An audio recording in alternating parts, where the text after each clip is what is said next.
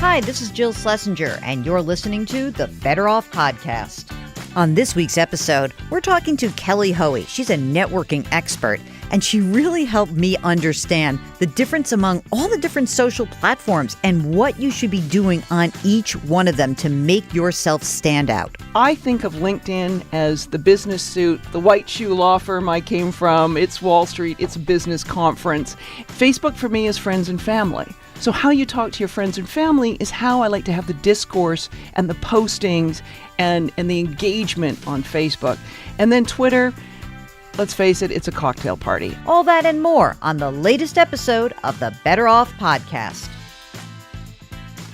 Welcome to the Better Off Podcast, sponsored by Betterment, the smarter way to invest your money. Okay, it's a new world order. Half of you are really bummed out about President Trump. Half of you are really psyched about President Trump. But we're all in this together. And really, this show is not a political show. So let's get that out of the way. What we are doing here is providing unconventional and hopefully entertaining insights on your money and life. I'm your host, Jill Schlesinger. And, I think that a lot of people are going to get wrapped around the axle about every day and every announcement. And I want everyone to just breathe. Okay? Breathe. Because it's going to be a very long 4 years if you allow your emotions to dominate. It's kind of like investing. You don't want to swing between fear and greed. That's when you make a bad decision. So too with this political stuff. You don't want to be on the ecstatic cloud nine because something's happening for your team and then sink down into the doldrums because something doesn't happen. So ground yourself. Figure out what you need to do to improve your own financial life and surround yourself with people who can help you get there. And one of the things that I've been very fortunate enough in my life to see is that those who surround us can be incredible cheerleaders for the most important asset of our lives, ourselves, right? You hear me talk about this. I'm all into the human capital. We've got a guest today. Her name is Kelly Hoey.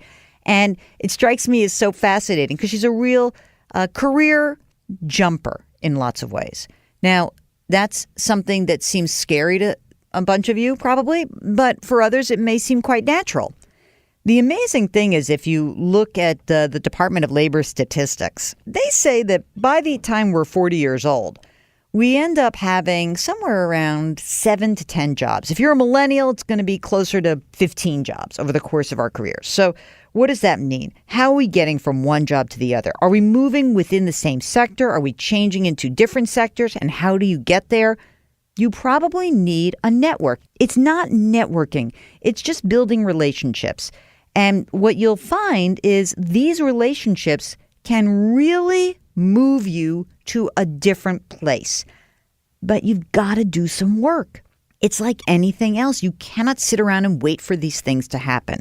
So in that respect, what I love about the concept of networking and thinking about how you can become a better worker is that if you are really kind of inwardly focused, you sometimes have to go outward. And if you're really outwardly focused, maybe you've got to look inside yourself and be very clear about what is actually making you happy and what is not, what you're really good at and what you're not.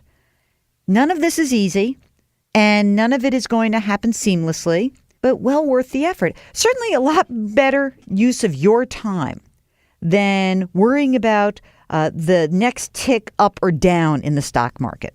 Focus on where you can make a long-term impact on your life. So stay tuned. We're going to have a great interview with Kelly Hoey. We're also going to have a terrific caller today. I understand. Mark gave me a little heads up. Guy's got $500,000 inheritance. So we're going to figure out what to do with that. If you got a financial question, don't forget to contact us. Just shoot us an email, askjill@betteroffpodcast.com, and we'll arrange to get you on the pod. Okay, so without further ado, here comes Kelly Hoey. You're listening to Better Off with Jill Schlesinger. Well, building on our theme of kind of remaking yourself as a better employee or employer or entrepreneur or just general old worker, we've got a great guest today. Kelly Hoey. She just wrote a book called Build Your Dream Network, Forging Powerful Relationships in a Hyper-Connected World. Okay, so before we start with how to become an awesome networker, I want to ask you a question. What's the best money decision you have made for yourself? Best money decision, investing in myself and making that a priority. And that has been something I've done probably since early in my career. And beyond the decision to put money into a 401k, it was the decision to make the yes, as I like to call it, the Yes Me Fund. And that is the fund that has enabled me to pursue entrepreneurial ventures, write this book, make angel investments, make the career choices that have enabled me to be a better employee. As I say to people, my 3 pieces of career advice are build your expertise, build your network, and build your bank account. And those 3 work together. And without the third, the first 2 wouldn't have been as powerful. I think that's amazing because I think that we hear these stories about people like, I don't know, I'm so old that I'm going to give you this reference. Like Spike Lee maxed out his credit card so he could make a movie. And that's actually not the greatest way to start a business, ladies and gentlemen. And even when you think about, building your expertise in your network and adding in the bank account or feeling like you're secure enough in your future that you can take a risk that makes sense for yourself, I think that gives you so much more, a broader ability to consider possibilities. And that's what I love about the idea of, putting yourself first, investing in yourself, and trying to make sure that you are actually financially fit. Right. If you're not your own best investment, what is? God knows. Yeah. That's the truth. If someone knows what it is, I'd like to put some money in it. But no, you are your own best investment. So invest in all of those 3 things. What are you known for? Who are the people you can tap into to make your dreams and your career happen? And then have the financial wherewithal that you can ride uncertainty. And uncertainty may be the job that you're in. I know I was a better employee because if I had been fired, it didn't affect my life. Would I have wanted to drain savings to pay my rent? Of course, no one wants to do that, but I could. And that makes you very powerful as an employee, not in an arrogant sense, but an ability to do your job better. That's so true. So let's back up. Let's talk a little bit about who you are. Kelly Hoey, you're from Canada. And I seem to be on a run of interviews with Canadian women, which I don't know what type that means, what that says, but I've liked all of them, especially because when you are Canadian, you must be a hockey fan. Oh, massive hockey fan. And so Mark and I completely appreciate that. So you are a hockey fan. You were born in Canada. So tell us a little bit about yourself. Like you're a lawyer, right? Lawyer by training. I was one of these. I grew up in Victoria, British Columbia. We'll put that out there. But as I like to say, I've been a New Yorker since 1998. Finally found my spiritual home. But I did what, a lot of people did. You were expected to, graduate from high school, go to college, get a degree, get a job, get your business card. And, maybe one day you got an office in the corner or close to the corner and you thought you'd made it. And I had a career itch in about 2001. I had to rebuild a network to make a career change. So, I've been a lawyer. I've been a law firm manager. I was the first president of Global Business Network, 85 Broads. And I sort of finally feel at, the ripe old age of 51 that I've found the career I've always wanted. Now you've outed yourself as in your 50s, which I love. Okay, let's... I did that on my 50th birthday, Someone once said to me, you should not say your birthday on the air because, women do not survive on television over a certain age. I said, there's this thing called the internet, the World Wide Web, and people can probably figure out how old I am, so I'm not that worried about it. Okay, so... let's talk a little bit about why you focused on networking as for yourself. Like, what was the impetus? You were in a white shoe law firm theater, but before that you weren't. So how'd you get in, and how'd you knock down that barrier? So I mean, lucky, my move to New York and the timing was good because it was 1998 and that was before that first internet bubble, and so many professionals were moving out of the windowed office jobs into startups in New York. So there was a bit of a brain drain and a demand for legal talent. So I was, lucky there. But a friend made a connection to a law firm, and I didn't have to go the headhunter route. But the real kind of first jolt, Jill, to sort of get me really thinking about how it was I networked, because I think I'd always been doing it, was in that 2001, 2002 time period when I decided I wanted to make a career change.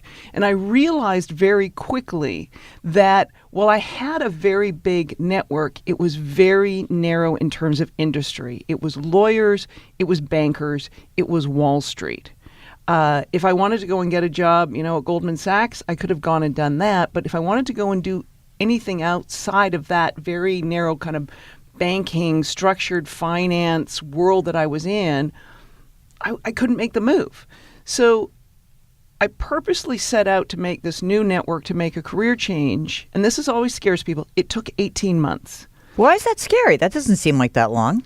Oh, I think with the world of the internet, people want it, they want the change tomorrow. What do you mean? I can send a tweet and I can get an answer, and I can friend someone, and all of a sudden we're best friends. Okay. Building trusted networks takes time.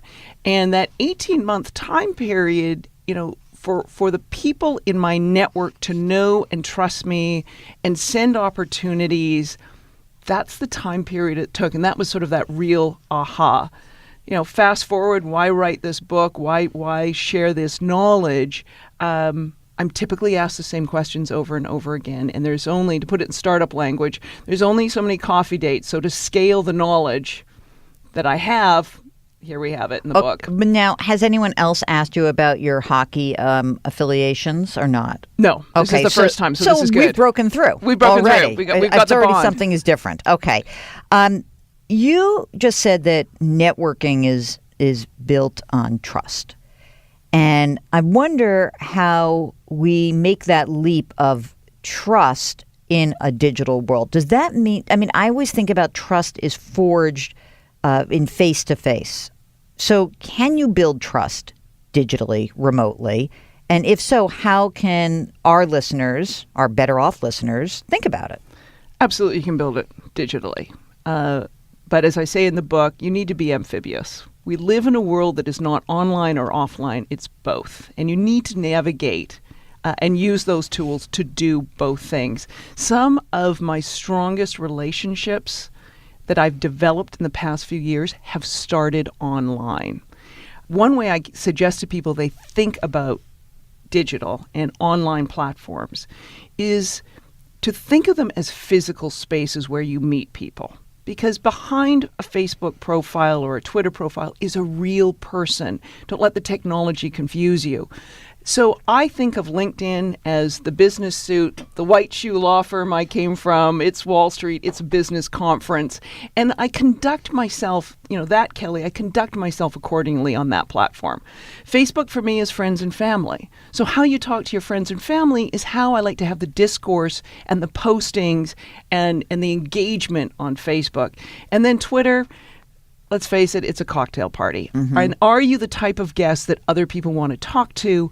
Are you listening? Are you, trying to engage in different conversations? And if you start thinking of those digital platforms in those ways, I think it'll facilitate making the types of relationships that you want to make in this hyper-connected world. When every dope out there is be your authentic self, which I get. Because I drip with authenticity, much to the chagrin of many of my friends. The question that brings up is that you can be your authentic self, but really be careful about what you're presenting in each of those different scenarios, right? So at the cocktail party, with your friends, with your colleagues, you don't have to be your truest self. Because I think that sometimes it's almost like, I didn't need to know that about you on your LinkedIn page. Or I didn't want you to use LinkedIn in that way. And by the way, that picture is ridiculous. Take it down. Exactly. So take example on LinkedIn. It's not tied to my Twitter feed. It's not. And I stop sort of anything in my feed where people are doing that. I don't care what you had for lunch when I'm on LinkedIn. Yeah. I want to know point of view. I want business insights. I may want things on, the philanthropy, the charitable cause you're involved in, your vacation, what outfit you should wear, your shoes, your annoyance with, the latest tweet from an elected official. I don't want to see that on LinkedIn. It's interesting. Dan Roth, who's the honcho in charge of editorial at LinkedIn, has said recently that there was a lot of pushback during the U.S. elections around people posting partisan stuff on LinkedIn that wasn't actually like, hey, here's what happens if this policy goes into effect, more opinion pieces just in general. And he said they got a ton of pushback, and the community of LinkedIn didn't want that there. Right. They could get it somewhere else, but they didn't want it there. Right. Unless it was some, I'm going to say sort of some thoughtful, long editorial type would have appeared in the New York Times piece, I wouldn't want to see it there either. And like I said, I purely think of it as business and forging those business relationships. And that's what I want to see there. So I think you can share the same information on multiple platforms, but it's understanding your audience and the communication that they expect and want to hear on those platforms. This is Better Off with Jill Schlesinger. We're going to get back to my interview with Kelly Hoey in just a second, but just a moment here where we can actually start to figure out how to make your life better off. One way to do so, stop driving yourself crazy about investing. That's why I'm so happy that Betterment is the sponsor of this podcast. Betterment's the smarter way to invest your money. I came to the passive investing altar about halfway through my 30-year career in financial services. I started as a trader. I became a certified financial planner. And through all those years, I saw so many different approaches to investing, people thinking they had some magical answer. And yet so few were willing to admit that it is the passive approach to investing that makes the most sense. That's why I'm so happy that Betterment is the sponsor of this podcast, because they really do walk the walk and they talk the talk. Betterment relies on time-tested investing principles. Basically, they know that based on data, there is no consistent way to beat the market over the long term with active trading. They apply those principles with transparency and with ease of use. They use great technology and focus on keeping your fees and your taxes lower. That's so much more important than figuring out how you're going to beat the market. And here's something refreshing. Betterment cares that you actually reach your financial goals. That's why they keep their fees so low. See how Betterment can help you today. Better Off listeners can get 1 month managed for free. For more information, visit betterment.com/betteroff. Let's get back to my interview with networking guru Kelly Hoey. One of the things that you said that, yes, that networking is built on trust, but you also say that it's built on generosity. Can you explain that? Well, it's a whole notion of a two-way relationship and not being the person who's always asking for things and not giving anything in return. And people often ask when they're sort of feel like they're in the weaker position in a networking relationship. Take a mentor-mentee relationship, for example. They say, well, what can I give? Well, you can be a great listener. You can follow up. So in the digital world, in some ways, that's easier because what can you give when someone else has been generous with their time? Well, you can give a retweet. You can give a post. You can share with your network somebody else's information. You can be that good follower. That's a way to be generous in this, I want to say, hyper-connected world. Recently, we had a friend of mine, a guest on the show named James Altucher. I don't know if you're familiar with him. Yes, no, James. And he has a really good methodology around basically 0 plus minus, where, like you have relationships with sort of a mentor-mentee, right? You're the mentor and there's a mentee. You have a mentor and then you have your equals.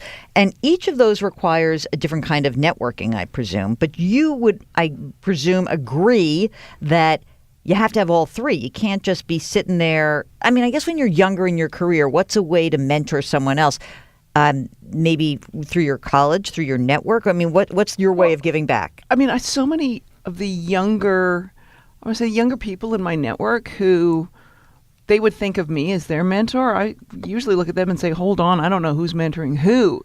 We all can learn from somebody else. And I think if you approach relationships and meeting people with that genuine interest in who the other person versus feeling, high on the mountain that you're the one with all the answers. I think you can have I would say different relationships and gain much more than taking this position that I'm the mentor and therefore I'm the one giving all the information. I love that idea. I met a guy when I first got to CBS News, my friend Joe. Joe A., you're listening. Here's a shout out.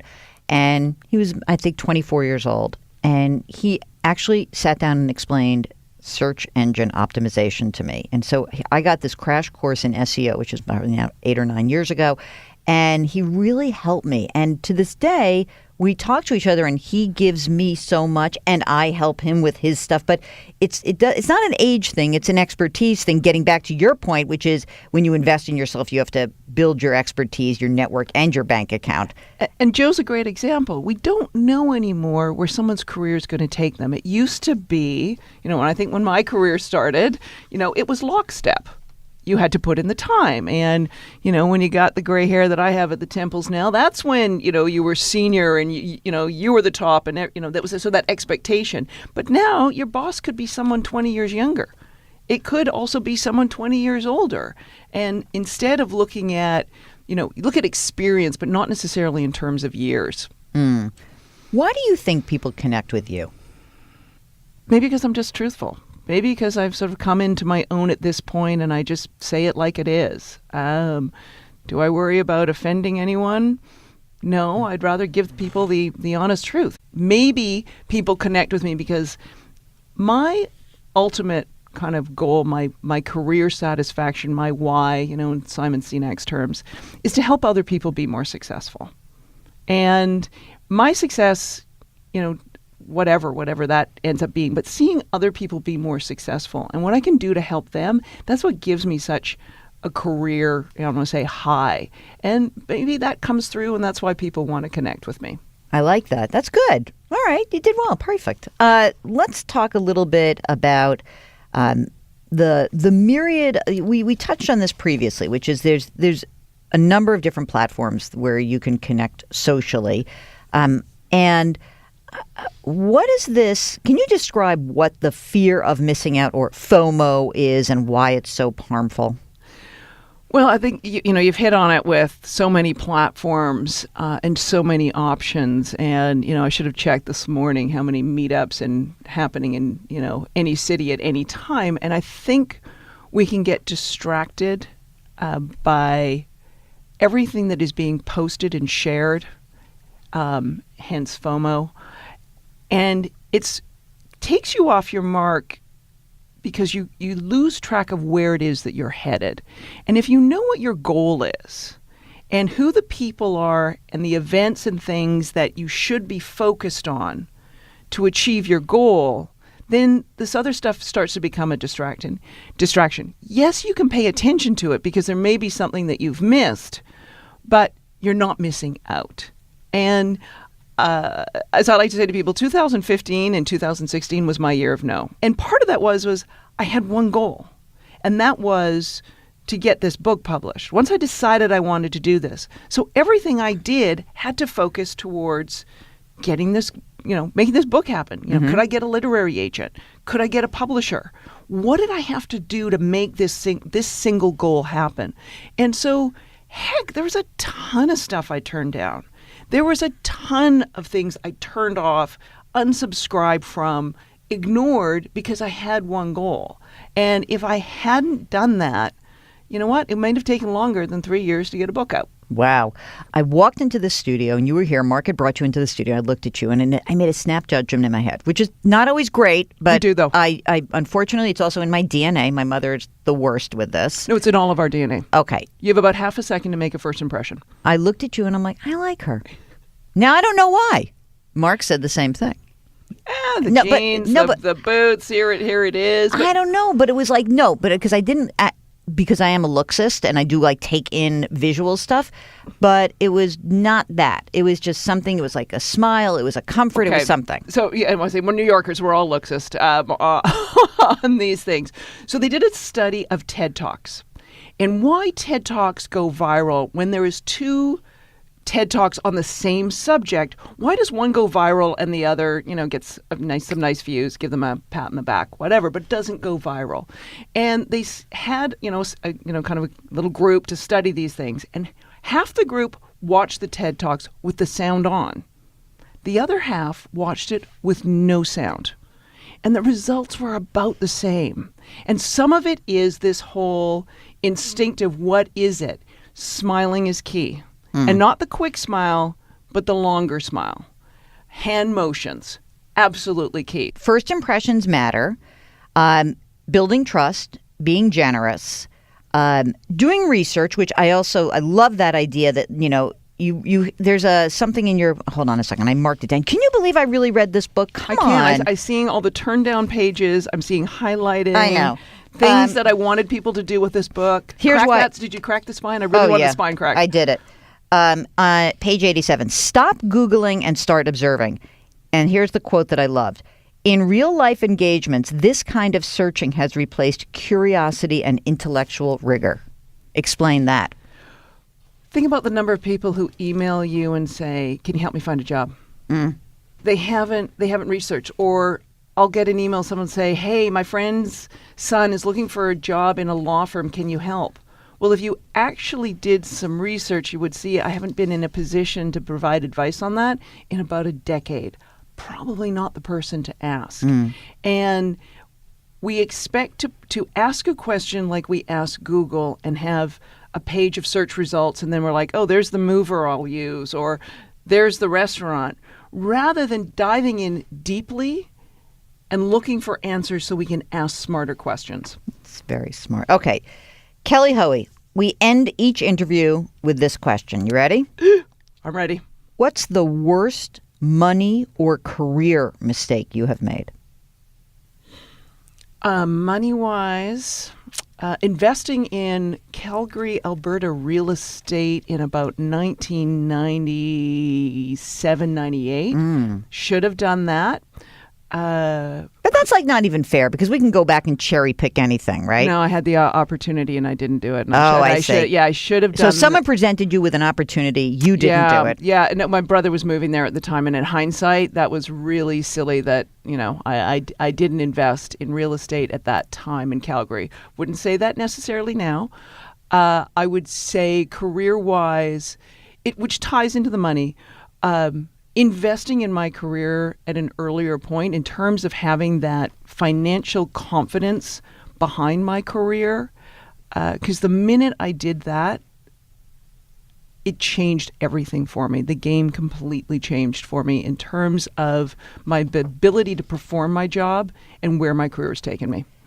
Kelly Hoey, author of Build Your Dream Network, her 3 Ps, people, people, people, hat tip, Barbra Streisand, funny girl, and 3 more Ps, persistence, planning, politeness. I love the politeness. Thank you so much for joining us here on Better Off. My pleasure. Thanks for having me. You're listening to Better Off with Jill Schlesinger. It's time for the Better Off question of the week. If you have a financial question, just shoot us an email. Ask Jill at betteroffpodcast.com. Now, this week, we've got Shane from Iowa, who has inherited $500,000. Shane, welcome to Better Off. Yeah, thanks for taking my call. Sure. I listen to all the podcasts on my phone, and I love the program. Excellent. Well, appreciate your listening. And what's on your mind today? Well, I have an inherited IRA that I received probably, about a year ago, and the brokerage of where it's at, the fees are pretty high, and I'm trying to figure out what the best way to go about, whether moving it or trying to find some different fees or some different funds to put them in. Okay. Let's figure out what's going on in your life. I'm sorry that someone died and that this is how you got the money. So that's number one, but it is a lot of money. So tell us a little bit about yourself, Shane. How old are you?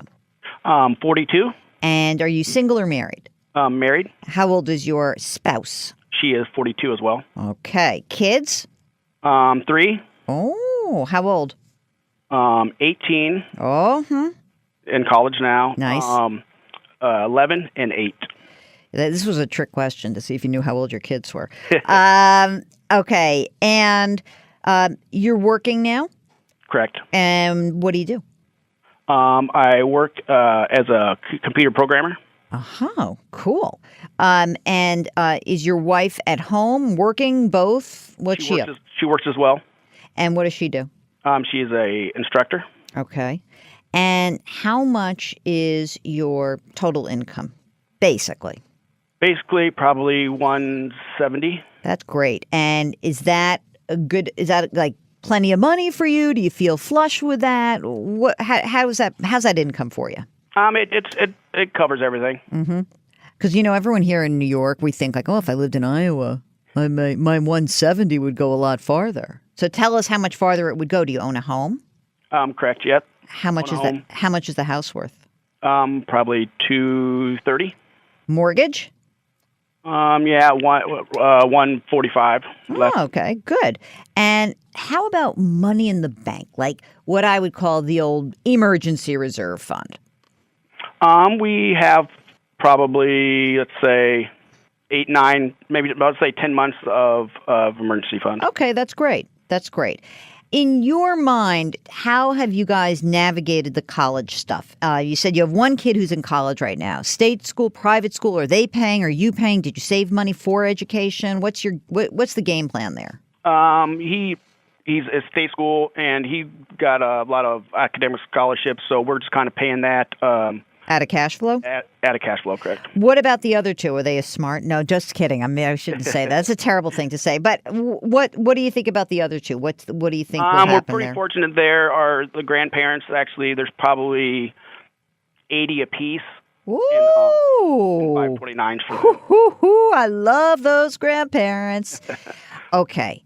So, how much money do you have in retirement right now, currently? Like, forgetting about the $500,000 inheritance. What's been we're saved? about 700.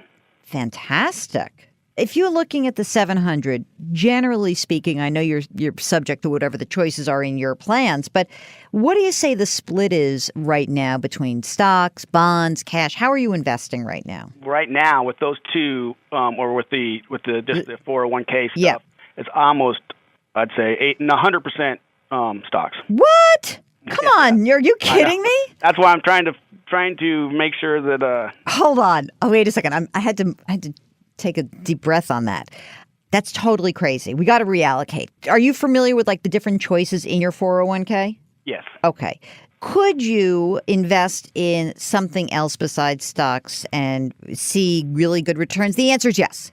So what I want to know is, in your plans, what other choices do you have? Do you have index funds? Do you have bond funds? What's in your plan that you're using? Yeah, I got index funds, bond funds, a stable fund, balanced fund. Okay. At age 42, when you're kind of, I'm not saying you're retiring tomorrow, but you probably want to retire in the next 20 years or so. You have to start thinking differently, right? Correct.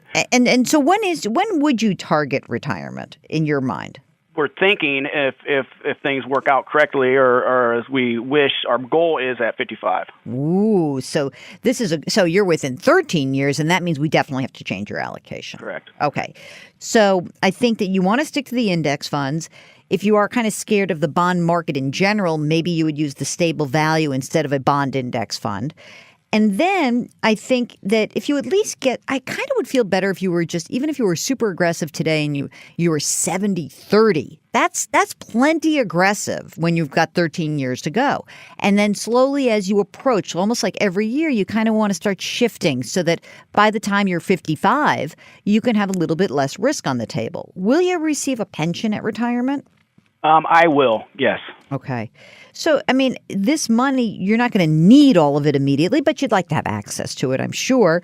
For this $500,000 inheritance, I think there are basically two choices.